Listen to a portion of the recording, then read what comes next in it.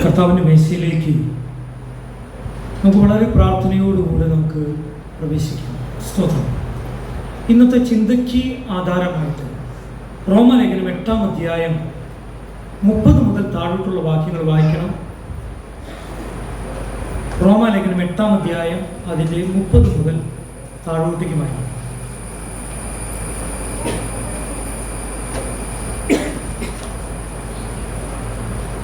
ശബ്ദവരുത്തി വായിക്കണം. റോമാലേഖനം 8-ാം അധ്യായം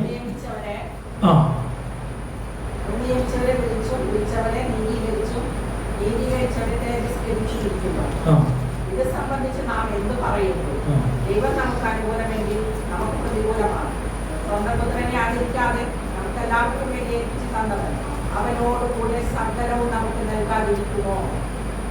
ദൈവം തിരഞ്ഞെടുത്തവരെ ആർ കുറ്റം ചുമത്തും? നീതീകരിക്കുന്നവൻ ദൈവം, ശിക്ഷ വിധിക്കുന്നവൻ ആർ? ക്രിസ്തുയേശു മരിച്ചവൻ, മരിച്ച് ഉയർത്തെഴുന്നേറ്റവൻ തന്നെ. അവൻ ദൈവത്തിന്റെ വലത്ത് ഭാഗത്ത് ഇരിക്കുകയും നമുക്ക് വേണ്ടി പക്ഷപാതം കഴിക്കുകയും ചെയ്യുന്നു. ക്രിസ്തുവിന്റെ സ്നേഹത്തിൽ നിന്ന് നമ്മെ വേർതിരിക്കുന്നതാ?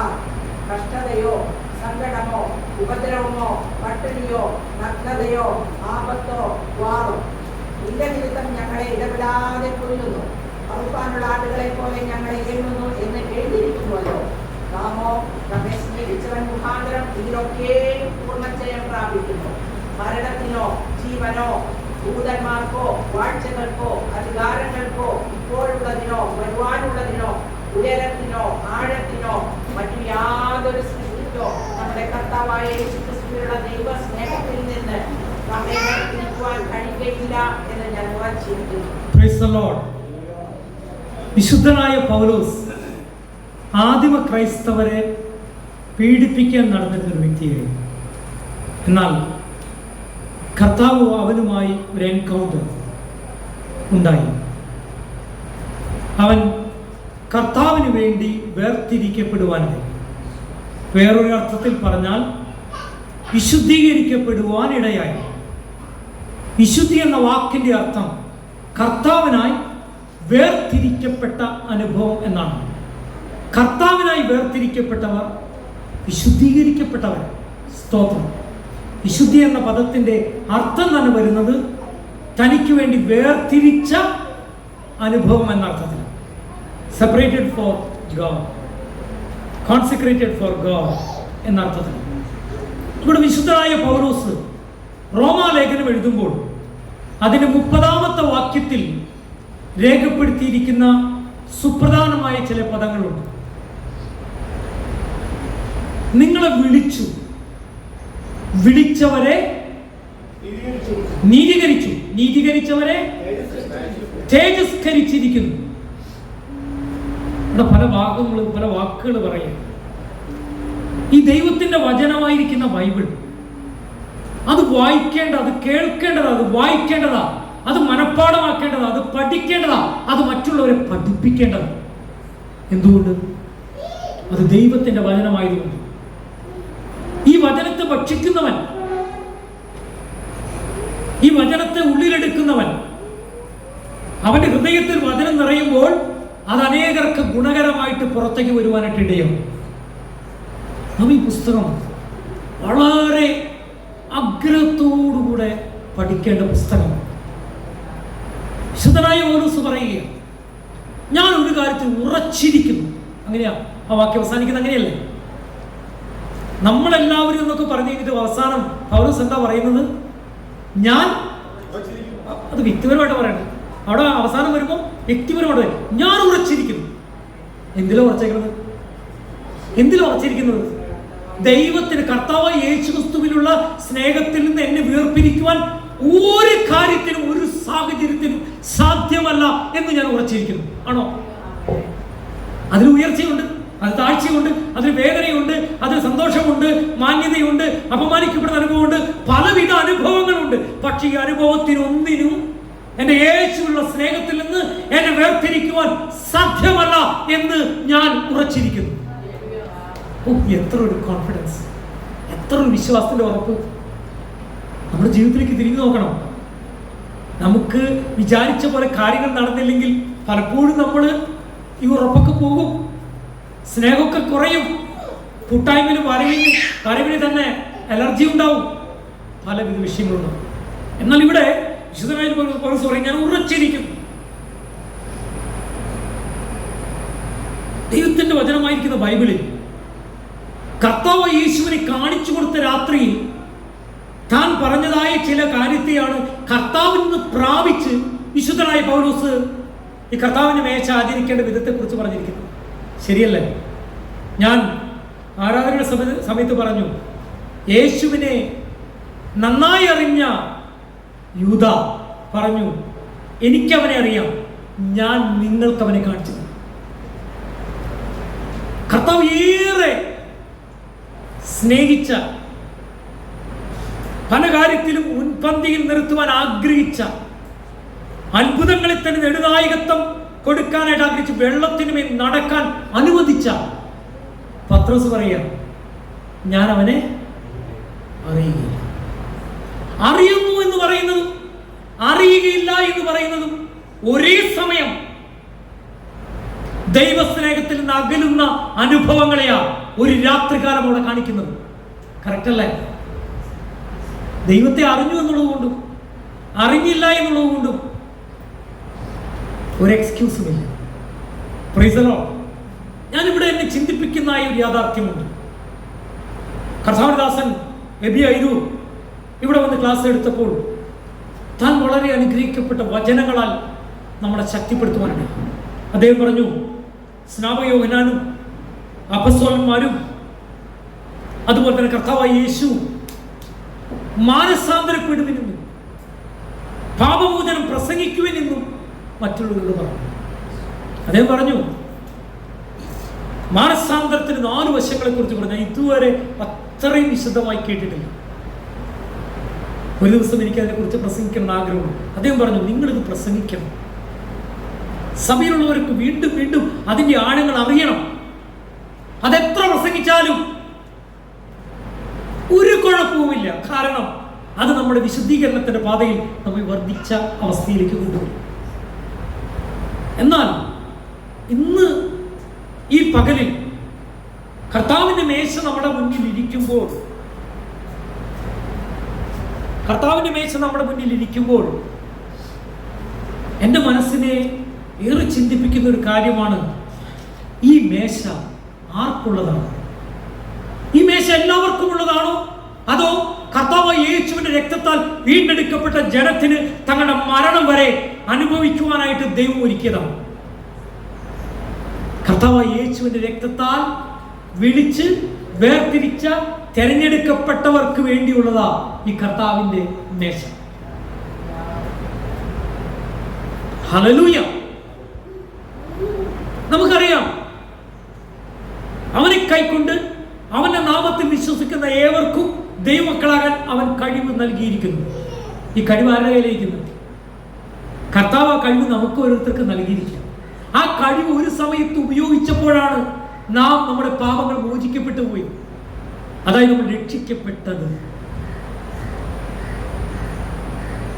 എഫെസ്യ ലേഖനം 2-ാം അധ്യായം 8-9 വാക്യത്തിൽ ഒന്ന് വായിക്കാമോ?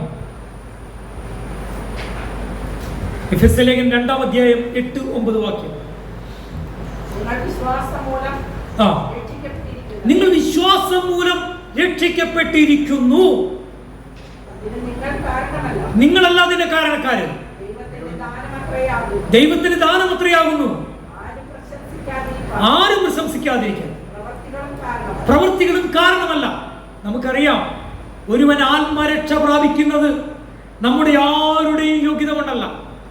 അത് കർത്താവായ യേശുക്രിസ്തുവിന്റെ രക്തത്താൽ നമ്മെ വീണ്ടെടുക്കുവാനായിട്ടുള്ള ദൈവികമായ പദ്ധതി പ്രകാരമാണ്.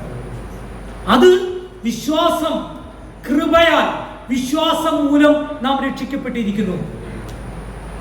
ഹല്ലേലൂയ. കാരണം ഒരു മനുഷ്യനും പാപമോചനം സാധ്യമല്ല. എന്തുകൊണ്ട്? എല്ലാവരും പാപം ചെയ്ത് ഒരുപോലെ ദൈവതേജസ് ഇല്ലാത്തവരായി. ആദ്യം ചെയ്തത് ആര്? ആദാം.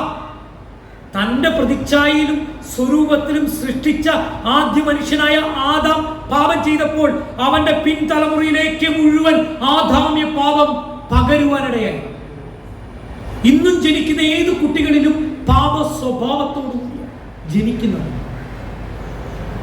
അങ്ങനെ പാപ സ്വഭാവമുള്ള ഒരു വ്യക്തി എങ്ങനെ എന്ത് ചെയ്താലും പാപമോചനം നടക്കില്ല.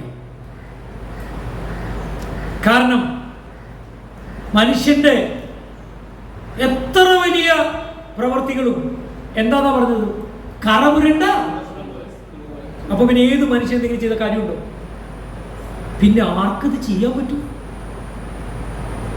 അതുകൊണ്ട് സ്വർഗത്തിലെ ദൈവം താഴ്ന്ന ഭൂമിയിലേക്ക് ദൈവത്തിന്റെ വചനം, ആദിയിലുണ്ടായിരുന്ന വചനം, ദൈവത്തോടു കൂടി ഉണ്ടായിരുന്ന വചനം, ദൈവം തന്നെയായ വചനം ഈ ഭൂമിയിലേക്ക് വന്നത്. എങ്ങനെ വന്നു? പൂർണ്ണ മനുഷ്യനായി വന്നു. ആ പൂർണ്ണ മനുഷ്യനായ യേശു ക്രിസ്തുവിന്റെ ആ യാഗം മാത്രമാണ് പാപമോചനത്തിനുള്ള മാർഗം. അതുകൊണ്ടാണ്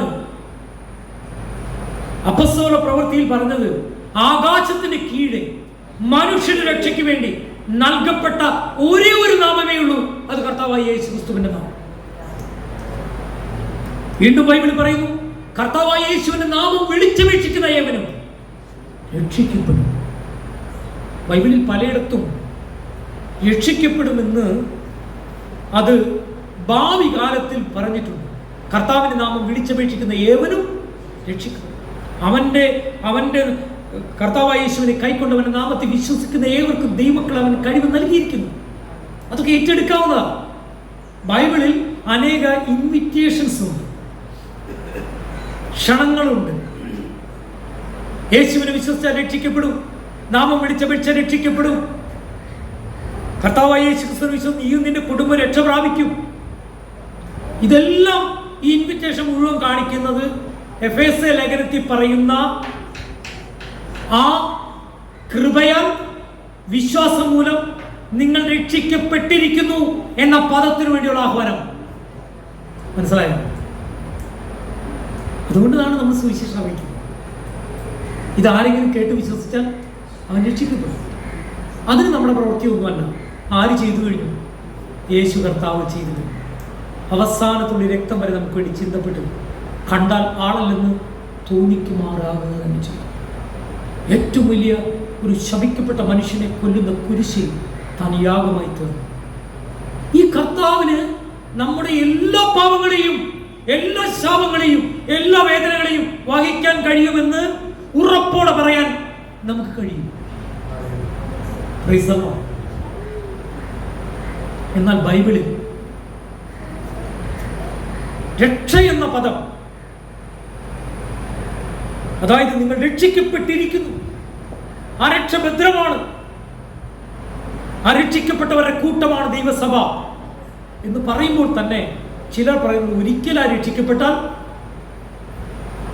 പിന്നെ രക്ഷ നഷ്ടപ്പെടില്ല എന്ന് പറയുന്നു. രക്ഷഭദ്രമാണ്, പക്ഷേ രക്ഷയ്ക്ക് നിദാനമായിരിക്കുന്ന യേശുവിന്റെ രക്തത്തെ മലിനമെന്ന് പരിശുദ്ധാത്മാവിന്റെ എല്ലാ ആസ്വാദനങ്ങളും ലഭിച്ച ശേഷം ഒരു ദൈവമകനോ മകളോ പറയുമെങ്കിൽ അവനെ രക്ഷയിലേക്ക് പുനരാനയിക്കുക സാധ്യമല്ല എന്ന് ദൈവവചനം പറയുന്നു.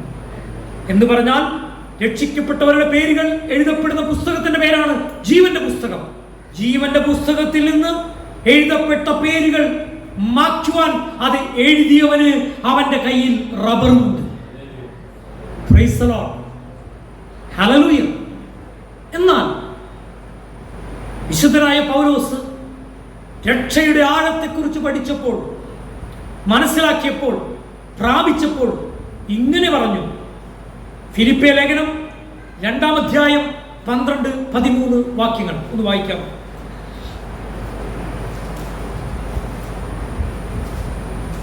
അതുകൊണ്ട് പ്രിയമുള്ളവരെ, നിങ്ങൾ എല്ലായ്പ്പോഴും അനുസരിച്ചതുപോലെ ഞാൻ അകന്നിരിക്കുമ്പോൾ അരികത്തിരിക്കുമ്പോൾ മാത്രമല്ല ഇന്ന് ദൂരത്തിരിക്കുമ്പോൾ ഏറ്റവും അധികമായി ഭയത്തോടും വിറയലോടും കൂടെ നിങ്ങളുടെ രക്ഷയ്ക്കായി പ്രവർത്തിക്കുവിൻ. 13-ാം വാക്യം. ഇച്ഛിക്കുക എന്നതും പ്രവർത്തിക്കുക എന്നതും നിങ്ങളിൽ ദൈവമല്ലോ തിരുവള്ളമുണ്ടായി പ്രവർത്തിക്കുന്നത്. Price the Lord. ഇവിടെ ദൈവത്തിന്റെ വചനം പറയുന്നു, ഇംഗ്ലീഷിലേക്ക് വർക്ക് ഔട്ട് യുവർ സാൽവേഷൻ. അപ്പൊ നേരത്തെ എന്താ പറഞ്ഞത്? നിങ്ങളുടെ യാതൊരു പ്രവൃത്തി നിമിത്തമല്ല, നിങ്ങൾ രക്ഷിക്കപ്പെട്ട് കഴിഞ്ഞു. പക്ഷെ ഇവിടെ പറയുന്നത് വർക്ക് ഔട്ട് യുവർ സാൽവേഷൻ. രക്ഷിക്കായിട്ട് നിങ്ങൾ ചില കാര്യങ്ങൾ പ്രവർത്തിക്കണമെന്ന്. ഇനി നിങ്ങൾ രക്ഷിക്കപ്പെടും എന്ന് പറയുന്ന ഭാഗമാണ്. എന്ന് പറഞ്ഞാൽ പാസ്റ്റ് ടെൻസിൽ, പ്രസന്റ് ടെൻസിൽ, പ്രസന്റ് കണ്ടിന്യൂസ് ടെൻസിൽ, ഫ്യൂച്ചർ ടെൻസിൽ രക്ഷയെക്കുറിച്ച് പറയുന്നുണ്ട്. എന്താ ഇതിൻ്റെ അർത്ഥം? ഈ കർത്താവിൻ്റെ മേശയുമായി ഇതുപോലുള്ള ബന്ധം എന്ത്? അതിലേക്കൊരു വിരൽ ചൂണ്ടുവാനാണ് ഞാൻ ആഗ്രഹിക്കുന്നത്. ഒരുവൻ, ബൈബിളിൽ കുറെ പദങ്ങളുണ്ട്. നീതീകരണം, വിശുദ്ധീകരണം, പിന്നെ തേജസ്കരണം. 3 വാക്യങ്ങൾ, 3 വാക്കുകളാണ്. എന്തൊക്കെയാ? നീതീകരണം, വിശുദ്ധീകരണം. പ്രത്യേകം ശ്രദ്ധിക്കണം, ഈ 3 വാക്യങ്ങളും രക്ഷയിൽ ഉൾപ്പെടുന്ന ഈ കാര്യങ്ങളിൽ ഈ 3 വാക്യങ്ങൾക്ക് വളരെ പ്രാധാന്യമുണ്ട്. ആദ്യത്തെ കാര്യം നീതീകരണം, ജസ്റ്റിഫിക്കേഷൻ. എന്താ അതിൻ്റെ അർത്ഥം? അപ്പൊ ഞാനൊരു പാപം ചെയ്തു, ഞാനൊരു തെറ്റ് ചെയ്തു, എനിക്ക് ശിക്ഷയുണ്ട്, ഞാൻ ശിക്ഷ വഹിക്കണം. എന്നാൽ എനിക്ക് പകരക്കാരനായി എൻ്റെ കർത്താവായ യേശു ആ പാപത്തെ ഏറ്റെടുത്ത് അതിനുള്ള ശിക്ഷ ഓൾറെഡി വഹിച്ചു കഴിഞ്ഞു. അതുകൊണ്ട് ഞാൻ കർത്താവിന്റെ നാമത്തെ വിളിച്ചപേക്ഷിക്കുമ്പോൾ, കർത്താവിനെ വിശ്വസിക്കുമ്പോൾ, ഏറ്റെടുക്കുമ്പോൾ, ഞാൻ പാപങ്ങളെക്കുറിച്ച് മനസ്തപിക്കുമ്പോൾ, ദൈവത്തെങ്കിലേക്ക് തിരിയുമ്പോൾ ദൈവം എന്നെ നീതീകരിക്കുക. ജസ്റ്റിഫിക്കേഷൻ നടന്നു കഴിഞ്ഞു. കേട്ടോ? കൃപയാൽ വിശ്വാസം മൂലം നാം എന്ത് ചെയ്തു? രക്ഷിക്കപ്പെട്ടു എന്ന് പറഞ്ഞാൽ നമ്മൾ ജസ്റ്റിഫൈ ചെയ്തു കഴിഞ്ഞു. ഇനി കർത്താവ് നമ്മൾ നോക്കേണ്ടത് പാപിയായിട്ടൊന്നുമല്ല, ദൈവത്തിൻ്റെ മകനും മകളുമായിട്ടാണ്. ഇതാണ് ഈ ആദ്യത്തെ വാക്ക് കിടക്കുന്നത്, ജസ്റ്റിഫിക്കേഷൻ. കർത്താവ് നമ്മൾ ജസ്റ്റിഫൈ ചെയ്തു. ആ മകൻ തന്നെയാണ്, നീ എൻ്റെ മകനാണ്, നീ എൻ്റെ മകളാണ്. കർത്താവ് ഉറപ്പിച്ചു. കാരണം എന്താ? നമ്മൾ കർത്താവിൻ്റെ യാഗത്തിൽ വിശ്വസിച്ചു, യേശുവിൻ്റെ രക്തത്തിൽ ആശ്രയിച്ചു, നാം കർത്താവിനോട് പാപങ്ങൾ ഏറ്റു പറഞ്ഞു. അപ്പോൾ നമുക്ക് ജസ്റ്റിഫൈ ചെയ്യാം. രണ്ടാമത്തെ പോയിന്റ് ഉണ്ട്, രക്ഷിക്കപ്പെട്ടുകൊണ്ടേയിരിക്കും. Work out your salvation. ആ വാക്ക ഞാൻ അതിലേക്ക് വരുന്നത്.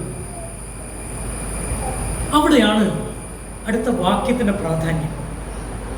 എന്താണ്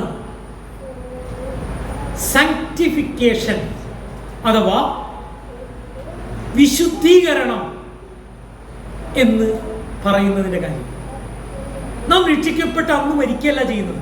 പാപത്തിൽ മരിച്ച് നീതിക്കായിട്ട് ജീവിക്കേണ്ടി നമ്മൾ എഴുന്നേൽക്കുക. പിന്നെ അന്നു മുതൽ മരണം വരെ നാം ഈ ഭൂമിയിലാണ്. ശരിയാണോ? നമുക്ക് പോരാട്ടമുണ്ട്, നമുക്ക് കഷ്ടമുണ്ട്, പ്രയാസങ്ങളുണ്ട്. പൗലോസ് പറയുന്ന ഈ പട്ടികളൊക്കെ ഉണ്ട്. പക്ഷേ നമ്മുടെ ജീവിതം കർത്താവിൻ്റെ മക്കളെ പോലെ ജീവിക്കണം. നമ്മൾ വിശുദ്ധിയോടെ ജീവിക്കണം. അതാണ് വിശുദ്ധീകരണം എന്ന പ്രോസസ്സ് പറയുന്നത്. ഇതില് ഒരാളുടെ പാർട്ടിസിപ്പേഷൻ മാത്രം പോരാ, ദൈവത്തിന്റെ സഹായം കൂടിയേ തീരും, പരിശുദ്ധാത്മാവിന്റെ ശക്തി കൂടിയേ തീരും. അതില്ലാതെയൊന്നും രക്ഷിക്കപ്പെട്ട ഒരാൾക്ക് കർത്താവ് വരുന്ന വരവ് വരെയും വിശുദ്ധിയോടെ ജീവിക്കാനൊന്നും പറ്റില്ല. കാരണം എന്താ? കർത്താവ് ഇങ്ങനെ പറഞ്ഞിട്ടുണ്ട്, അന്ത്യത്തോളം പിടിച്ചു നിൽക്കുന്നവൻ പിടിച്ചു നിൽക്കണം. പിടിച്ചു നിൽക്കണമെങ്കിൽ നമ്മെ ഹോൾഡ് ചെയ്ത് ഒരാൾ നിർത്തണം. അതാരാ? പരിശുദ്ധാത്മാവ്. പരിശുദ്ധാത്മാവിന്റെ സഹായം. മനുഷ്യനാൽ ഇത് അസാധ്യമാണ്, ദൈവത്താലും സാധ്യവുമാണ്. അതുകൊണ്ട് ദൈവത്തിന്റെ സഹായം നമ്മുടെ വിശുദ്ധീകരണം എന്ന പ്രോസസ്സിൽ വളരെ ആവശ്യമാണ്. മനസ്സിലാവുന്നുണ്ടോ? സാങ്ക്ടിഫിക്കേഷൻ പരിശുദ്ധാത്മാവിന്റെ സഹായത്തോടും ദൈവവചനപ്രകാരം ജീവിക്കാൻ, ദൈവത്തിന് ഇഷ്ടം ചെയ്ത് ജീവിക്കാൻ. റോമാലേഖനം 12-ാം അധ്യായത്തിന്റെ 1-ാം വാക്യം പറയുന്നത് പോലെ, 1-2 വാക്യങ്ങളിൽ പറയുന്നത് പോലെ മനസ്സ് പുതുക്കി രൂപാന്തരപ്പെടുത്തുവാൻ, ഒരു യാഗമായി നമ്മുടെ ജീവിതത്തെ സമർപ്പിക്കുവാൻ, തിരികുന്നുമെന്ന് അതുപോലെ തന്നെ തിരിച്ചറിയുവാൻ നിരന്തരമായ മാനസാന്തരത്തോടെ നമ്മൾ നടന്നു പോകേണ്ടതുണ്ട്. അതാണ് ഇതിന് വേറൊരു വാക്കുണ്ട്, ഇതിൻ്റെ വിശുദ്ധിയിലൊരു വളർച്ച. എന്താ? ഗ്രോയിങ് ഇൻ ഹോളിനെസ്, വിശുദ്ധിയിലൊരു വളർച്ച. ചില ആൾക്കാർ പറയുന്നത് വിശുദ്ധിയിൽ വളരാൻ കുറേ നന്മ പ്രവൃത്തി ചെയ്താൽ മതി. വീട് വെച്ച് കൊടുക്കുക, ഓർഫനേജിൽ പോകുക, ഭക്ഷണം കൊടുക്കുക, സാമ്പത്തികമായി സഹായിക്കുക, രോഗികൾക്ക് മരുന്ന് കൊടുക്കുക, അതൊക്കെ ചെയ്യേണ്ടതാണോ? ചെയ്യേണ്ടതാണ്. പക്ഷേ ബൈബിൾ പരിശോധിച്ചാൽ 10-20 കാര്യങ്ങൾ പറയുന്നതിൽ 1-2 വാക്യങ്ങൾ മാത്രമേ ഇത് പറയുന്നുള്ളൂ. ഇതല്ല പ്രധാനപ്പെട്ട കാര്യം. അതൊരു കാര്യമാണ്. സൽപ്രവർത്തികൾക്ക് വേണ്ടി നമ്മെ പിടിച്ചു വേർതിരിച്ചിരിക്കുക എന്ന് പറയുമ്പോൾ ഇതെല്ലാം സൽപ്രവർത്തികൾ തന്നെയാണ്, പിതാവിന്റെ നാമം മഹത്വപ്പെടുന്നത് തന്നെയാണ്. നമ്മളത് ചെയ്യാൻ ബാധ്യസ്ഥരും. എന്നാൽ അതിനേക്കാൾ ഏറെ ഈ ലോകത്ത് അനിന്യരായി ജീവിക്കാനാണ് നമ്മെ ദൈവം വിളിച്ചത്. കർത്താവ് വരുമ്പോൾ അനിന്യരായി, കർത്താവിന് അപമാനമില്ലാതെ കർത്താവിന്റെ സന്നിധിയിൽ നിൽക്കുവാൻ നമുക്ക് കഴിയണമെങ്കിൽ വിശുദ്ധിയെ തികയ്ക്കണം. Praise the lord. വിശുദ്ധീകരണം എങ്ങനെയത് സാധ്യമാകും? അത് പ്രാർത്ഥനയിലൂടെ സാധ്യമാകും. അത് ദൈവവചനത്തിലൂടെ സാധ്യമാകും. ഞാൻ പറഞ്ഞ വചനം നിങ്ങൾ കേൾക്കുന്നതുകൊണ്ട് നിങ്ങൾ ശുദ്ധിയുള്ളവരാകുന്നത് കർത്താവ് പറഞ്ഞത്. കേൾക്കപ്പെടുന്ന വചനം അനുസരിച്ച് നീ രൂപാന്തരപ്പെടുമ്പോൾ നീ വിശുദ്ധിയിൽ വളരുകയാണ്. കൂട്ടായ്മയുടെ പ്രാധാന്യം മനസ്സിലാക്കി പരസ്പരം സ്നേഹിക്കുക നിമിത്തം ദൈവത്തെ മാത്രമല്ല മറ്റുള്ളവരെയും നിന്നെ പോലെ തന്നെ സ്നേഹിക്കാൻ തുടങ്ങുമ്പോൾ, കൂട്ടായ്മ ആചരിക്കുമ്പോൾ, ആ ഫെലോഷിപ്പിന്റെ വില മനസ്സിലാക്കി ജീവിക്കുമ്പോൾ വിശുദ്ധിയെ തികയ്ക്കുകയാണ്. ഹല്ലേലൂയ. ഇനി മൂന്നാമത്തെ ഒരു കാര്യമുണ്ട്, ഗ്ലോറിഫിക്കേഷൻ. എന്താ അതിന്റെ അർത്ഥം? മലയാളത്തിൽ തേജസ്കരണം. അത് ഭൂമിയിൽ വെച്ചാണ് അല്ല. കർത്താവ് തന്നെ ശിഷ്യന്മാരെയൊക്കെ കാണിച്ചു കൊടുത്തു. ഒരു അലക്കുകാരനും അലക്കാൻ കഴിയാത്ത വെള്ള വസ്ത്രം ധരിച്ചു നിൽക്കുന്നു, മുഖം സൂര്യനെ പോലെ പ്രകാശിക്കുന്നു. കാണിച്ചു കൊടുത്തു. ദർശനത്തിലാണെന്ന് തോന്നുന്നു അല്ലേ? അങ്ങനെ നമ്മളൊന്നും ഇപ്പൊ നടക്കുന്നില്ല. കുറേ നേരം, കുറേ ദിവസം മോശ ദൈവസന്നിധി പ്രാർത്ഥിച്ച് പുറത്തു വന്നപ്പോൾ ആ തേജസ് അവർ കണ്ടു. പ്രാർത്ഥനാ മുറിയിൽ അനേക സമയങ്ങൾ കണ്ണീരോടുകൂടി നമ്മുടെ കർത്താവിനോട് സംസാരിച്ചിട്ട് പുറത്തു വന്ന് നോക്കൂ, നിങ്ങളുടെ ത്വക്ക് പ്രകാശിക്കുന്നത് പോലെ തോന്നും. ആമേൻ. ഞാൻ കണ്ടിട്ടുണ്ട് അങ്ങനെയുള്ളവരെ കണ്ടിട്ടുണ്ട്. ഞാൻ രൂപാന്തരപ്പെട്ടത് എൻ്റെ ജ്യേഷ്ഠന്റെ മുഖം പ്രകാശിക്കുന്നത് കണ്ടിട്ട്. ഹല്ലേലൂയ. ഇതിന്റെ ഗുഡ്നസ് എന്താണെന്ന് എനിക്ക് അറിഞ്ഞുകൂടായിരുന്നു. പ്രാർത്ഥനയിലൂടെ ദൈവത്തിന്റെ സംസാരം കേൾക്കുമ്പോൾ, ദൈവവുമായിട്ട് അഭിമുഖമായി നിൽക്കുമ്പോൾ ഒരുവൻ ഹല്ലേലൂയ അവന് വിശുദ്ധീകരണത്തിലൂടെ ദൈവമായിട്ട് അടുപ്പം വരും. എന്നാലും ഇവര് പറഞ്ഞു, ഇസ്രായേൽ മക്കൾ പറഞ്ഞു, ഇനി നീ എന്ത് ചെയ്യണ്ട, ദൈവത്തിൽ കാണണ്ട, നീയും ചെയ്യണ്ട, ഞങ്ങൾ എന്ത് ചെയ്യും? അത്രയും കാണാൻ പേടിയായിരുന്നു അവർക്ക്. അതുകൊണ്ട് ഈ തേജസ്കരണം എന്ന് പറയുന്ന ഈ ഭൂമിയിൽ നടക്കുന്ന കാര്യമല്ല, ഗ്ലിംസ് ആയിട്ടൊക്കെ കാണാൻ പറ്റുന്ന മാത്രം. അത് എപ്പോഴാ ശരിക്കും സംഭവിക്കുക പറയാമോ? എപ്പോഴാ സംഭവിക്കുക? കർത്താവ് ഗംഭീരനാഥത്തോടും പ്രധാന ദൂതന്റെ ശബ്ദത്തോടും ദൈവത്തിന്റെ കാഹളത്തോടും കൂടി അവൻ വാനമേഘങ്ങളിൽ വരുമ്പോൾ ഞൊടിയിടയിൽ രൂപാന്തരപ്പെട്ട് അവനെ കാണേണ്ടതുപോലെ കാണുവാൻ നമ്മെ അവൻ രൂപാന്തരപ്പെടുത്തും. അവിടെ തേജസ്കരണം നടക്കും. അപ്പൊ ഈ ഭൂമി നടക്കുന്ന കാര്യമല്ല, വിശുദ്ധീകരണം എന്ന പ്രോസസ്സിലൂടെ പോകുമ്പോൾ അതാണ് ബൈബിൾ പറയുന്നത്.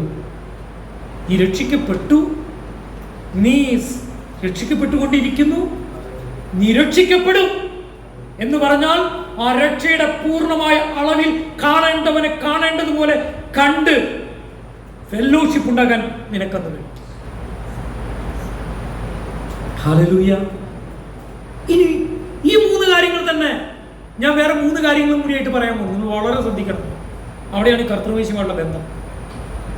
ഞാൻ ഒന്നാമത് പറഞ്ഞു, കൃപയാൽ വിശ്വാസം കൊണ്ട് നിങ്ങൾ രക്ഷിക്കപ്പെട്ടിരിക്കുന്നു. ഞാൻ പറഞ്ഞു നാം രക്ഷിക്കപ്പെട്ടുകൊണ്ടേയിരിക്കുന്നു. വർക്കൗട്ട് അവർ സാൽവേഷൻ, നാം രക്ഷിക്കപ്പെടും. അവസാനം വരെ പിടിച്ചു നിൽക്കുന്നവൻ രക്ഷിക്കപ്പെടും. ഈ 3 വാക്കിന്റെ അർത്ഥം പറയുവാൻ 3 കാര്യങ്ങൾ പിന്നീട് പറഞ്ഞു.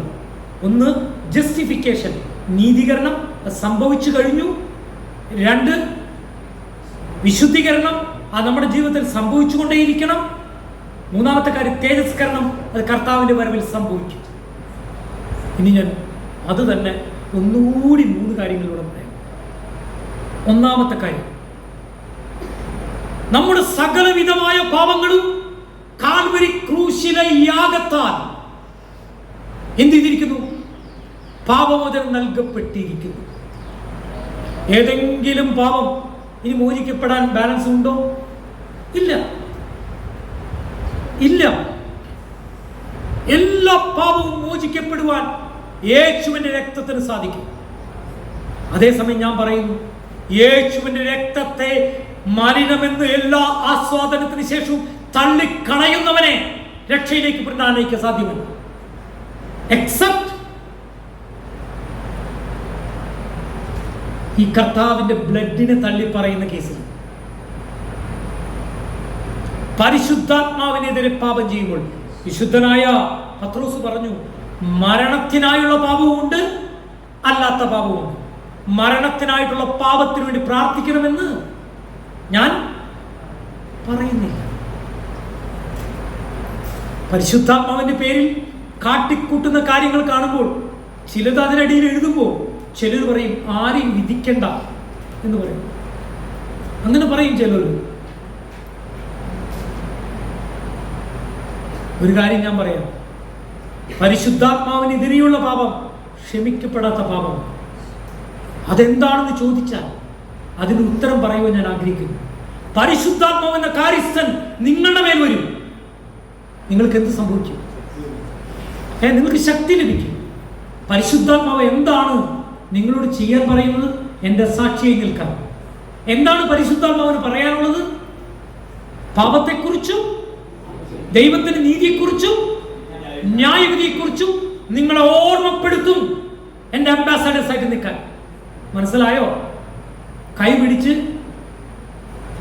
കവിഴ്ന്ന് വീഴാനോ പുറകോട്ട് വീഴാനോ ബഹളം വയ്ക്കാനോ ഉള്ള ആത്മാവല്ല, സുബോധത്തിന്റെ ആത്മാവ്. കേട്ടോ ഞാൻ പറയുന്നത്?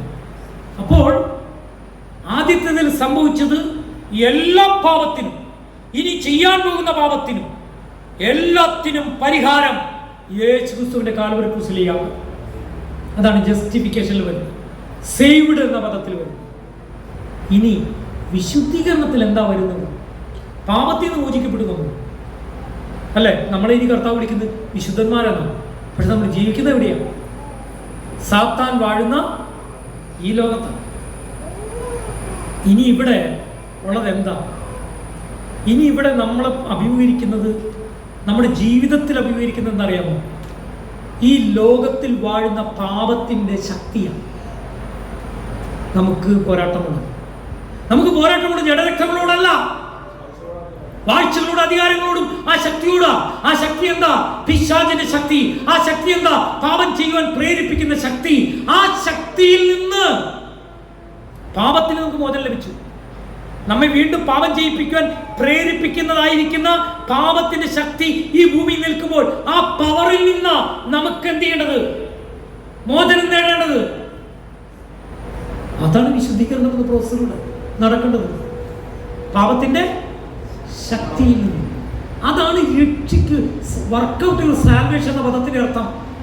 നമുക്ക് ലഭിച്ച രക്ഷ നഷ്ടപ്പെടാതെ നാം ഏതെല്ലാം വിധത്തിൽ നാം കർത്താവിന് വേണ്ടി ഒരുങ്ങി നമ്മെ തന്നെ വിശുദ്ധീകരിക്കാൻ തക്കവണ്ണം ദൈവത്തിന്റെ കൃപയിൽ ആശ്രയിച്ച്, പരിശുദ്ധാത്മാവിൽ ആശ്രയിച്ച് എങ്ങനെ മുന്നോട്ട് പോകാമോ അതിന് വിളിക്കുന്ന പേരാ വിശുദ്ധീകരണം.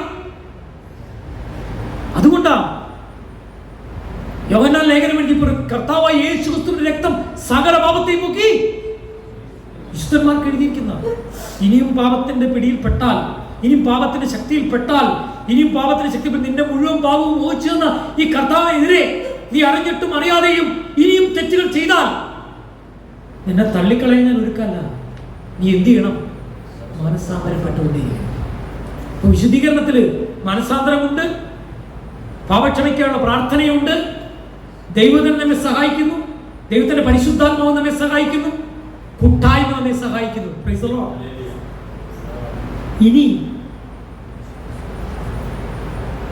ആ ഗ്ലോറിഫിക്കേഷനിൽ എന്താ സംഭവിക്കുന്നത്? ആദ്യത്തതില് ജസ്റ്റിഫിക്കേഷൻ നടന്നത് പാപത്തെ മോചിക്കാനാണെങ്കിൽ, വിശുദ്ധീകരണം നടക്കുന്ന പാപത്തിന്റെ ശക്തിയിൽ നിന്ന് മാറ്റാനാണെങ്കിൽ, ഇനി തേജസ്കരണം സംഭവിക്കുന്ന എന്തിനാ അറിയാമോ? ആർക്കെങ്കിലും അറിയാമോ? തേജസ്കരണം പ്രാപിക്കുന്നത് എന്തിനു വേണ്ടി? ഈ ബൈബിൾ ഒരു സാധാരണ പുസ്തകമാണ്. എൻ്റെ ദൈവം, ഞാനിത് നിർബന്ധിതനായി വായിക്കാൻ 100 വാക്യങ്ങളെ രീതിയിൽ ഇതെല്ലാം വായിച്ചു പോകുകയാണെന്നുണ്ടെങ്കിൽ ഇന്ന് കർത്താവിദാസൻ പോൾ തോമസ് ബ്രദറിനും അതുപോലെ തന്നെ നമ്മുടെ പ്രിയപ്പെട്ട നമ്മുടെ കൗൺസിലറായിരിക്കുന്ന കർത്താവിദാസനും സംസാരിക്കാൻ സമയം ഉണ്ടാവില്ല. വാക്യങ്ങളൊന്നും വായിക്കുന്നില്ല. പക്ഷെ ഒരു കാര്യം നിങ്ങളുടെ അതിൻ്റെ ആശയം ഞാൻ വെളിപ്പെടുത്താൻ ആഗ്രഹിക്കുന്നു. തേജസ്കരണത്തിൽ സംഭവിക്കുന്ന അത്ഭുതം എന്താ പറയുക? ഒരു അത്ഭുതം നമ്മൾ കാണാൻ പോവും. അവിടെ ചെല്ലുമ്പോൾ സദൃശ്യനാവും. പിന്നെ യഥാർത്ഥത്തിൽ ഈ തേജസ്കരണത്തിൻ്റെയും നീതീകരണത്തിൻ്റെയും വിശുദ്ധീകരണത്തിൻ്റെയും പാതയിൽ നമ്മൾ മുന്നോട്ട് പോയിക്കൊണ്ടിരിക്കുക. പക്ഷേ തേജസ്കരണത്തിൽ നടക്കുന്ന സ്വർഗത്തിൽ വെച്ച് സംഭവിക്കുന്ന ഒരു കാര്യമുണ്ട്. അവിടെ പാപമുണ്ടോ? ഉണ്ടോ? സ്വർഗത്തിൽ പാപമുണ്ടോ? ഹല്ലേലൂയ! പ്രിയപ്പെട്ടവരെ, തേജസ്കരണം എന്ന് ഞാൻ ഇങ്ങനെ വ്യാഖ്യാനിക്കാൻ ആഗ്രഹിക്കുക. പാപമില്ലാത്ത, പാപ സാന്നിധ്യമില്ലാത്ത ഒരവസ്ഥയിൽ നിന്നെ തേജസ്കരിക്കപ്പെടുവാൻ ദൈവം ആഗ്രഹിക്കുന്നു. ചില ആൾക്കാർ തെറ്റിദ്ധരിക്കാറുണ്ട്, നമ്മൾ ദൈവത്തെ പോലെയാവും. സ്വർഗത്തിൽ ചെല്ലുമ്പോൾ നമ്മളൊക്കെ എല്ലാവരും ദൈവത്തെ പോലെയാവും. ചില ആൾക്കാരൊക്കെ അങ്ങനെയും പറയുന്നുണ്ട്. ഞാൻ എൻ്റെ പൗലോസ് പറയുന്ന മാതിരി ഞാൻ ഇത് ദൈവവചനത്തിൽ നിന്ന് പറഞ്ഞില്ല, ഞാനൊരു ചിന്ത പറയാനുണ്ടോ. അതുകൊണ്ട് നിങ്ങൾക്ക് ഈ കാര്യത്തിൽ എന്നോട് എങ്ങനെ യോജിക്കാനോ വിയോജിക്കാനുള്ള സ്വാതന്ത്ര്യമുണ്ട്. ഞാൻ വിശ്വസിക്കുന്നത് ദൈവം മനുഷ്യനെ തൻ്റെ പ്രതിച്ഛായയിൽ സൃഷ്ടിച്ചു. തൻ്റെ സ്വരൂപത്തിന് തൻ്റെ പ്രതിച്ഛായയിൽ സൃഷ്ടിച്ചു. ആദാമെന്ന് പേര് വിളിച്ചു. അവൻ ദൈവത്തോടു കൂടെ നടന്നു. അവൻ ദൈവത്തെ കണ്ടു. അവൻ ദൈവമായിട്ട് ഫെലോഷിപ്പ് ഉണ്ടായിരുന്നു എന്ന് വചനത്തിൽ പറയുന്നു. പക്ഷെ അവൻ പാപം ചെയ്തു. ദൈവ തേജസ് നഷ്ടപ്പെടുത്തി. അവൻ പാപ സ്വഭാവമുള്ളവനായി തലമുറകളിലേക്ക് പാപം വ്യാപിച്ചു. അതുകൊണ്ട് നമുക്ക് ഈ ദൈവമായിട്ട് എറ്റേണിറ്റിക്ക് വേണ്ടി നമ്മൾ സൃഷ്ടിച്ചെങ്കിലും നാശയോഗ്യന്മാരായി നാം സഞ്ചരിച്ചു. എന്നാൽ രണ്ടാം ആദമായി കർത്താവ് ഭൂമിയിലേക്ക് വന്നു. പാപമില്ലാതെ ജീവിച്ചു. പിതാവിന്റെ ഹിതമനുസരിച്ചു. പിതാവുമായി അഭേദ്യമായ ബന്ധം. എന്റെ പിതാവ് സംസാരിക്കുന്നല്ല, ഞാൻ നിങ്ങളോട് ഒന്നും പറയുന്നില്ല എന്ന് പറഞ്ഞ ക്രിസ്തു. ദൈവത്തിന്റെ വചനം പറയുന്നു, ക്രിസ്തു എന്ന ആ തലയോളം നമ്മൾ എന്ത് ചെയ്യണമാവുന്നു? ആരെ ക്രിസ്തു? ആരെ ക്രിസ്തു യേശു? അതായത് പാപമില്ലാതെ തേജസ്സുള്ള ദൈവത്തിന്റെ മനുഷ്യൻ, ദൈവം തന്നെയായ മനുഷ്യൻ, പൂർണ്ണമായി ദൈവം പൂർണ്ണമായി മനുഷ്യൻ. എന്നാൽ നമ്മൾ തേജസ്കരിക്കുമ്പോൾ നമ്മളായിത്തീരുന്നത് ആരായിട്ടെന്ന് അറിയാമോ? അതായത് ദൈവം എന്തിനു വേണ്ടി ആദത്തിനെ സൃഷ്ടിച്ചോ, എത്ര തേജസ്സോടുകൂടി അവനെ അണിയിച്ചോ, എത്രത്തോളം ദൈവത്തെ കാണാൻ കഴിയുന്ന അളവിൽ അവനെ സൃഷ്ടിച്ചോ, ആ സൃഷ്ടിച്ച പദവിയിലേക്ക് ദൈവം നമ്മെ തേജസ്കരിക്കപ്പെട്ട ശരീരത്തോടുകൂടി ഉയർത്താൻ പോവുകയാണ്. ഇത് നടക്കാൻ പോകുന്നു. അല്ലാണ്ട് സർവശക്തിയും സർവജ്ഞാനിയും സർവവ്യാപിയുമായ ദൈവത്തെ പോലെ ആകാനല്ല നമ്മൾ വിളിക്കുന്നത്. അതുപോലെ ആകാൻ ആർക്കും കഴിയില്ല. അത് ദൈവത്തിന് മാത്രമേ കഴിയൂ. അതുകൊണ്ട് ദൈവത്തെ രാപ്പകൽ ആരാധിക്കുന്നവരായി നാം മാറുമെന്ന് പറയുന്നതിന്റെ കാരണം നിങ്ങൾക്ക് മനസ്സിലായോ? ഞാൻ പറഞ്ഞതിന്റെ ആഴം മനസ്സിലായോ? ഞാൻ ഈ കർത്താവിന്റെ മേശയിൽ കിടക്കാം. എന്തുകൊണ്ടാണ് ഇത് പറഞ്ഞത്? നാം ഏത് അവസ്ഥയിലാണെന്ന് ഞാൻ പറഞ്ഞത്. നമുക്ക് വേണ്ടി ഈ ലോകത്തിൽ കഴിഞ്ഞ ദിവസം ഒരു കല്യാണത്തിന് ക്ഷണിക്കപ്പെട്ടു. അവിടെ ഒത്തിരി ഭക്ഷണമൊക്കെ ഉണ്ടായിരുന്നു. ചില കല്യാണങ്ങൾക്ക് ഒത്തിരി ഭക്ഷണമുണ്ട്. കാരണം വെച്ച് കഴിഞ്ഞാൽ പാവപ്പെട്ടവരുടെ കല്യാണത്തിൽ ഒരു ബിരിയാണി ഉണ്ടാവുള്ളൂ, അല്ലെങ്കിൽ ഏതെങ്കിലും ഒരു ഭക്ഷണം ഉണ്ടാവുള്ളൂ. ചിലപ്പോൾ ഒരു കൂട്ടം ഇറച്ചി, ഒരു കൂട്ടം മീൻ. ചിലർക്ക് ബീഫ് ഇഷ്ടമില്ലാത്തവന് ബീഫ് കൊടുക്കുന്നത് അവന് അന്നത്തെ ചോറ് ഇഷ്ടപ്പെടും. നിങ്ങൾ പറയും, ഒരു വെജിറ്റേറിയൻ ആൾക്ക് വേണ്ടി ഇത് ചെയ്യുമ്പോൾ വെജിറ്റേറിയൻ ഫുഡ് എവിടെയുണ്ടെന്ന് പറഞ്ഞ് മാങ്ങാക്കറിയും ക്യാബേജും മാത്രം കഴിച്ചു പോകുന്നത് അവന് ഇഷ്ടമുണ്ടാവും. സ്വാഭാവികമായിട്ടും ഇഷ്ടമുണ്ട്. അതുകൊണ്ട് വലിയ പണക്കാരതിന് എന്നുപോലെ പുല്ല് മുതൽ പുഷ്പാദികൾ വരെ ലോകത്ത് കിട്ടാവുന്ന സകല സാധനം വെച്ചുള്ള വിഭവങ്ങളാണ് നിറയ്ക്കും. അപ്പൊ ആർക്കും സൂപ്പറായിക്കൊണ്ടോ? എന്നാൽ ഞാൻ നിങ്ങളോടൊരു കാര്യം പറയാം. ആത്മീയരായ സകലരും കേൾക്കാൻ ഒരു കാര്യം പറയാം. ഇന്ന് ലോകത്തിലുള്ള ഏറ്റവും വിലയേറിയതായ, ഏറ്റവും അമൂല്യമായ, ഏറ്റവും മാധുര്യമുള്ള ഒരു ട്രീറ്റ് എന്ന് ചോദിച്ചാൽ, ഒരു ഭക്ഷണം എന്നെന്ന് ചോദിച്ചാൽ ഞാൻ പറയും കർത്താവിന്റെ മേശയും. കാരണം നിന്നെ ഒരിക്കലും തള്ളിക്കളയില്ല. നിത്യജീവന്റെ മാധുര്യത്തിലേക്ക് നിന്നെ വഴി നടത്തുവാൻ തക്കവണ്ണം നിന്നെ ഓർമ്മിപ്പിക്കുന്ന മാധുര്യമേറിയ വിഭവങ്ങളെ ഓർമ്മിപ്പിക്കുന്ന നിന്റെ ആത്മാവിന് ജീവൻ പകരുന്ന ഒന്നത്രേ കർത്താവിന്റെ മേശ. കേട്ടോ? ഹല്ലേലൂയ.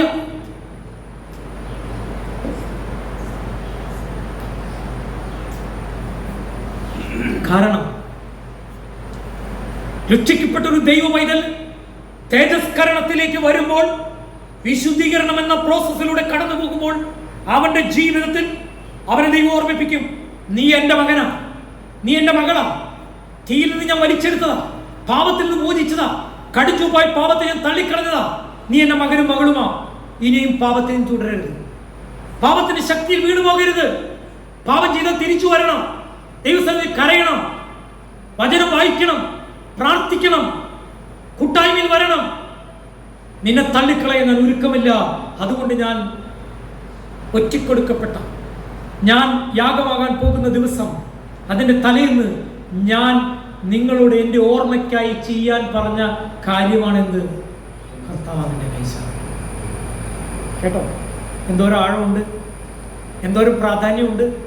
സാധാരണ ഒരു കാര്യമാണോ? അല്ല. അതുകൊണ്ട് ദൈവത്തിൻ്റെ വചനം പറയുന്നു, ആ 1 കൊരിന്ത്യർ 11-ാം അധ്യായത്തിൽ പറയുന്നു, ഈ ശരീരത്തെ വിവേചിക്കാതെ നാം പാപക്ഷമ പ്രാപിക്കാതെ നാം അയോഗ്യമായിട്ട് ഇതിലേക്ക് കരനീട്ടിയാൽ എന്ത് സംഭവിക്കും? രോഗം വരാം, ബലഹീനത വരാം, മരണം വരെ സംഭവിക്കാം. എന്നാൽ നിങ്ങളൊരു കാര്യം ചെയ്യണം, ഈ ശുശ്രൂഷ വെച്ചിരിക്കുന്നത് എൻ്റെ കാൽവരി ക്രൂസിലെ യാഗത്തെ, എൻ്റെ മരണത്തെ, എൻ്റെ വരവ് വരെ എന്ത് ചെയ്യണം? ഓർക്കണം. ഓർക്കുന്നവൻ എന്ത് ചെയ്യും? വിശ്വസിക്കും. വിശ്വാസത്തിന് ഉറപ്പ് കൊടുക്കും. വിശ്വസിക്കുന്നവൻ എന്ത് ചെയ്യും? അവനത് പറയും. Price the lord. ഹല്ലേലൂയ. അതുകൊണ്ട് ദൈവം നമുക്ക് വേണ്ടി പ്രത്യേകമായി ഒരുക്കുക. കഴിഞ്ഞ തവണ ഞാൻ പറഞ്ഞു പോയി, യോഹന്നാന്റെ സുവിശേഷം 17-ാം അധ്യായം തൻ്റെ എലക്സിന് വേണ്ടി, തന്നെ തിരഞ്ഞെടുക്കപ്പെട്ടവർക്ക് വേണ്ടി പ്രാർത്ഥിച്ച കർത്താവ് ഇന്നൊരു കീ സ്ഥലത്തിരിക്കുക. അതെവിടെയാണെന്ന് അറിയാമോ? കർത്താവ് ഇരിക്കുന്ന കീ പൊസിഷൻ എവിടെ? പിതാവിന്റെ വലത്തുഭാഗത്ത്. അവിടെ പറയാ ത്രോൺ ഓഫ് ഗ്രേസിലായിരിക്കുന്നത്. ഏത് സമയത്തും അതിലേക്ക് വരാൻ നമുക്ക് സ്വാതന്ത്ര്യം നൽകിയിരിക്കും. എന്ന് പറഞ്ഞാൽ കാൽവരി ക്രൂസിലെ യാഗത്തിൽ അവസാനിപ്പിച്ചില്ല കർത്താവ്. ആ ജീവനുള്ള രക്തത്തിന്റെ വിലയെ വീണ്ടും അത് ഉറപ്പിച്ചുകൊണ്ട് താൻ വലത്തുഭാഗത്തിരിക്കുക. എൻ്റെ മക്കൾ ഏത് സമയം വരട്ടെ എന്ന്, തള്ളിക്കളയെ ഒരുക്കല്ലെന്ന്, ഭയപ്പെടണ്ട, ഞാൻ നിന്നോട് കൂടെ ഉണ്ട്. എത്ര പേര് കർത്താവിലേക്ക് കൂടുതൽ അടുക്കാനായിട്ട് ഈ കർത്താവിന്റെ മേശയുടെ അനുഭവത്തിൽ ഉപയോഗിക്കും? കർത്താവിന്റെ സന്നിധി പ്രാർത്ഥിക്കാം. അറിഞ്ഞും അറിയാതെയും ചെയ്തു പോയപ്പോൾ പാസ്റ്റർ ഇങ്ങനെ പറയുവാനിടയിൽ അറിഞ്ഞും അറിയാതെ എന്ന് പലപ്പോഴും ഒഴുക്കം മറ്റിലാണ് പറഞ്ഞു. നമുക്കൊന്നും അറിയാത്ത പറ്റില്ല. നമ്മൾ അറിഞ്ഞു ചെയ്യുന്ന പാപങ്ങൾ നമുക്കറിയാം. അറിഞ്ഞുകൊണ്ട് പാപത്തിന് സുഖം അനുഭവിക്കുന്നവരുണ്ട്, ഞാനും നിങ്ങളും. അറിഞ്ഞുകൊണ്ട് തന്നെ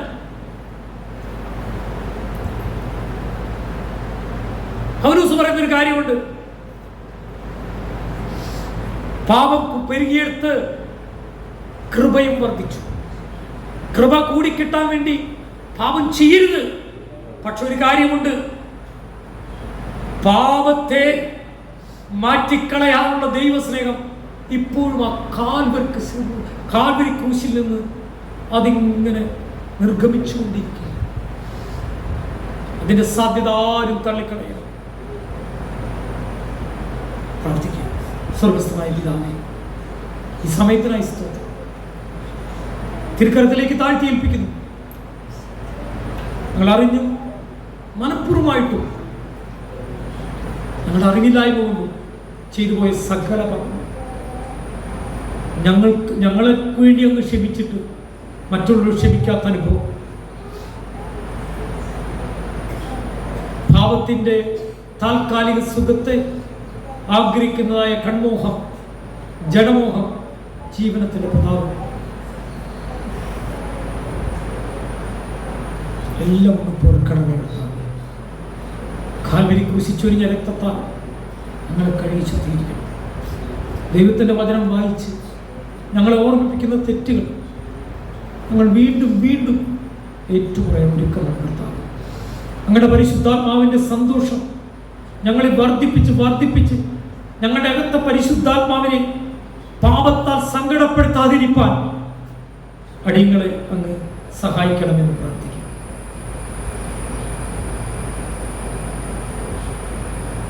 അങ്ങ് ഞങ്ങളെ തിരഞ്ഞെടുത്തവരാണെന്ന ബോധ്യം ഞങ്ങളുടെ ജീവിതത്തിൽ നൽകണമെന്ന് പ്രാർത്ഥിക്കും.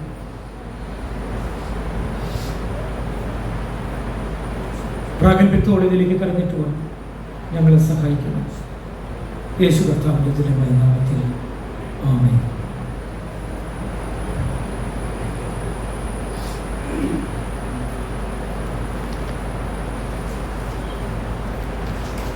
ഒരാൾക്ക് ശബ്ദമുയർത്തി വായിക്കാം. 1 കൊരിന്ത്യർ 11:23 ഞാൻ കർത്താവിൽ നിന്ന് പ്രാപിക്കുകയും നിങ്ങൾക്ക് ഏൽപ്പിക്കുകയും ചെയ്തെന്നാൽ കർത്താവായ യേശുവിനെ കാണിച്ചു കൊടുത്ത രാത്രിയിൽ അവൻ അപ്പമെടുത്ത് സ്തോത്രം ചൊല്ലി നുറുക്കുകയും ഇത് നിങ്ങൾക്ക് വേണ്ടിയുള്ള എന്റെ ശരീരം എന്നെ ഓർമ്മയ്ക്കായി ചെയ്യുമെന്ന് പറഞ്ഞു. മതി. കർത്താവായ യേശുവിനെ കാണിച്ചു കൊടുത്ത രാത്രി കർത്താവായ യേശു അപ്പമെടുത്ത് സ്തോത്രം ചൊല്ലി നുറുക്കി നമുക്ക് വേണ്ടി കർത്താവ് തൻ്റെ ശരീരത്തിൽ പാടുപെടുകൾ സഹിച്ച് കണ്ടാൽ ആളല്ലെന്ന് തോന്നിക്കുമാറായി നമ്മുടെ വേദനകളെ അവൻ വഹിച്ചു. തൻ്റെ ശരീരത്തിൽ രക്തം ചിന്തുവാനും ഇടയായി. നമുക്ക് കർത്താവിന് നന്ദി പറയാം. ഈ ഏറ്റവും വലിയ പദവി ദൈവം നമുക്ക് നൽകിയതോ സ്വന്തം ശരീരത്തിൻ്റെ ഭാഗമാകുക ഒരിക്കലും തള്ളിക്കളയാത്ത അവസ്ഥ നമ്മെ സ്വീകരിക്കാൻ ദൈവത്തിൻ്റെ കരങ്ങളിലേക്ക് നമ്മെ താഴ്ത്തി ഏൽപ്പിച്ചു കൊടുക്കാം.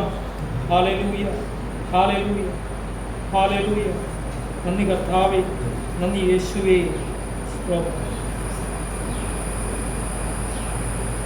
തുടർന്ന് വായിക്കാം. അവണ്ണം തന്നെ അത്താഴം കഴിഞ്ഞ ശേഷം അവൻ പാനപാത്രം എടുത്തു. ഈ പാനപാത്രം എന്റെ രക്തത്തിൽ പുതിയ നിയമമാകുന്നു. ഇത് കുടിക്കുമ്പോഴൊക്കെയും എന്റെ ഓർമ്മയ്ക്കായി ചെയ്യുമെന്ന് പറഞ്ഞു. ഹല്ലേലൂയ. അങ്ങനെ നിങ്ങൾ ഈ അപ്പം തിന്നുകയും പാനപാത്രം കുടിക്കുകയും ചെയ്യുമ്പോഴൊക്കെയും കർത്താവ് ഒരുവോളം അവന്റെ മരണത്തെ പ്രസ്താവിക്കുന്നു. മതി.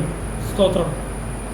പ്രകാരം തന്നെ അത്താഴം കഴിഞ്ഞ ശേഷം കർത്താവായ യേശു പാനപാത്രം എടുത്തിട്ട് പറഞ്ഞു, ആ മുന്തിരിച്ചാറ് കാണിച്ചു കൊടുത്തുകൊണ്ട് പറഞ്ഞു, എൻ്റെ രക്തം നിങ്ങൾക്ക് വേണ്ടി ചിന്തപ്പെടാൻ പോകുക, ഇതിൽ നിന്ന് വാങ്ങി പാനം ചെയ്യുമെന്ന് പറഞ്ഞു. എൻ്റെ ഓർമ്മയ്ക്കായി ഇത് ചെയ്യുമെന്ന് പറഞ്ഞു. കാരണം കർത്താവായ യേശുവിൻ്റെ രക്തം സകല പാപത്തെയും പൊക്കി ശുദ്ധീകരിക്കും. എൻ്റെ മാംസം ഭക്ഷിക്കുകയും എൻ്റെ രക്തം പാനം ചെയ്യുകയും ചെയ്തില്ല എങ്കിൽ എന്ന് കർത്താവ് ശിഷ്യന്മാരെ ഓർമ്മിപ്പിച്ചപ്പോൾ അനേകർ പിൻവാങ്ങി. ഇത് കഠിനമായ ഉപദേശം എന്ന് പറയുവാനിടയിൽ, എന്നാൽ കർത്താവ് ഉദ്ദേശിച്ചത് തൻ്റെ യാഗത്തെയാണ് എന്ന് ഓർമ്മിപ്പിക്കാനിടയാണ്. ആ യാഗത്തെ പൂർണ്ണമായി വിശ്വസിപ്പാനുള്ള ദൈവകൃപ നമ്മ ഓരോരുത്തരുടെ മേലും പകരപ്പെടുവാൻ തക്കവണ്ണം കർത്താവിൻ്റെ കരങ്ങളിലേക്ക് നമ്മെ താഴ്ത്തി ഏൽപ്പിച്ചു കൊടുക്കാം. ഇപ്പോൾ കർത്താവിൻ്റെ മേശയിലേക്ക് കടന്നെത്തുവാൻ ആഗ്രഹിക്കുന്നവർ ഇപ്പോൾ സ്വസ്ഥാനത്ത് എഴുന്നേൽക്കും.